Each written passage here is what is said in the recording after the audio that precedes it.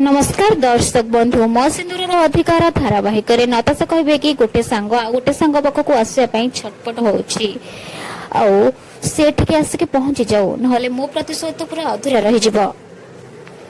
शालिनी कहे नताशा प्रतिशोध पूरा हेबनी माने नताशा कहे कि जेमिति गोटे लोक रास्ता रे गाड़ी चलाउथिबो आउ से गला बेले कोठी केमिति केते बेले तार एक्सीडेंट हेतबो से कथा से जानि नथिबो जे से केते बेले भगवान को पाखक चली जिवो। एपटे मुक्ति निज कार को आणिकी आदि घर सामने धक्का करदे और बेहोश हो आदि सब देखिकी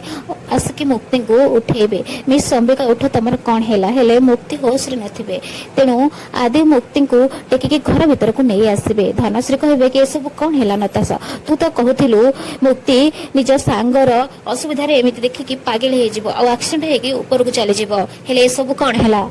शालिनी कहे ये तो आदि बाहुरे घर भीतर को चलीगला या समस्त रागे कि घर भीतर को आसबे। एपटे आदि मुक्ति को आणिक सोफारे शुआई उठाई चेष्टा करुवे और मालती मालती जोरे कहीकि डाकिबे मालती आसिक कहे कि मिस अंबिका दीदी आपंकर कौन है एमती कहीकि से हाथ को घसी लगी।